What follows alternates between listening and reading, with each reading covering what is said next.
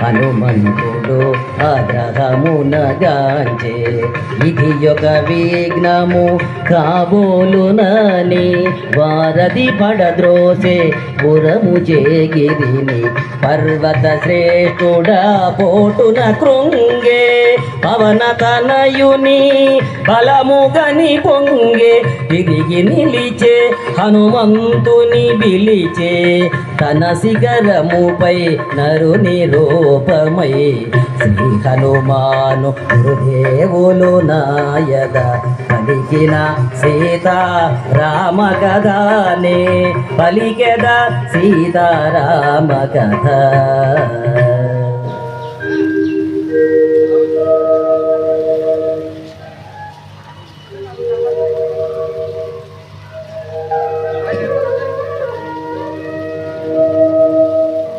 వానరోత్తమ ఒకసారి నిలుమా నాసికరాల శ్రమ తీర్చుకొనుమా కందమూలములు ఫలములు తినుమా నా పూజలు కొని మన్ననలందుమా శతయోజనముల పరిమితము గల జలనిధి నవలీల దాటిపోగల నీదు మైత్రికడు ప్రాప్యము నాకు నీదు తండ్రికడు పూజ్యుడు నాకు. పర్వతోత్తముని కరమున నిమిరి పవన తనయుడు పలికెను ప్రీతిని ఓ గిరీంద్రమా సంతసించి తిని నీ సత్కారము ప్రీతి నందితిని రామ కార్యమై ఏగుచుంటిని సాధించు వరకు ఆగనంటిని నే పోవలే క్షణమెంతో విలువలే నీ దీవెనలే నాకు బలములే శ్రీ హనుమాను గురుదేవులు నాయద పలికిన సీతారామ కథ నే పలికెద సీతారామ కథ.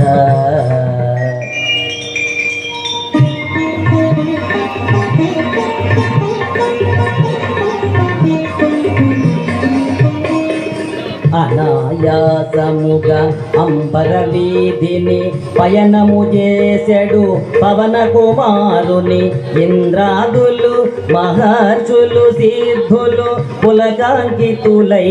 ప్రస్తుతించిరి రామ కార్యమతి సాహసమ్మని రాక్షస బలమతి భయంకరమని కపివరుడెంతటి ఘనతరుడోయని పరిశీలనగా పంపిరి సురసను. ఎప్పుడో నన్ను నిన్ను మృంగమని వరమొసగి మరి బ్రహ్మ పంపెనని అతిగా సురస నోటిని తెరచే హనుమంతుడలిగి కాయము పెంచే ఒకరినొకరు మించి కాయము పెంచిరి శతయోజనములు విస్తరించిరి పైనుండి సురలు తహతహలాడిరి ఇరువురిలో ఎవరిదో గెలుపనిరి సురస ముఖము విశాలమౌటగని సూక్ష్మ బుద్ధిగొని సమయమిదేనని క్షణములోన అంగుష్ట మాతృడై ముఖము జోచి వెలివాచ్య విజయుడై పవన కుమారుని సాహసముగని దీవించే సురస నిజ రూపముగొని నిరాలంబ నీలాంబరముగనుచు మారుతి సాగెను వేగము పెంచుచు జలనిధి తేలే మారుతి ఛాయను రాక్షసి సింహిక అట్టె గ్రహించెను గుహను భోలు తన నోటిని తెరచెను కపివరుని గుంజి మృంగ చూచెను అంతట మారుతి సూక్ష్మ రూపమున సింహిక ముఖమున చొచ్చి చీల్చెను సింహిక హృదయము చీలికలాయను సాగరమున బడి అసువులు బాసెను వారధి దాటెను వాయుకుమారుడు లంక చేరెను కార్యసూరుడు నలువంకలను కలయ చూచుచు నిజ రూపమున మెల్లగా సాగుచు త్రికూటాచల శిఖరము పైన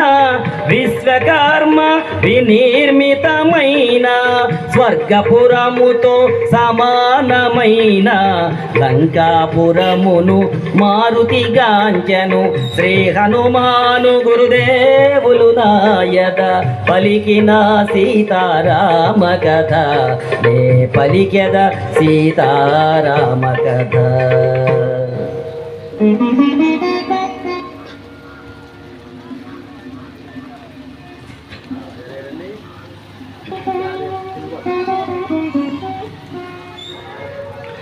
అనిల కుమారుడా రాత్రి వేళను సూక్ష్మ రూపుడై బయలుదేరెను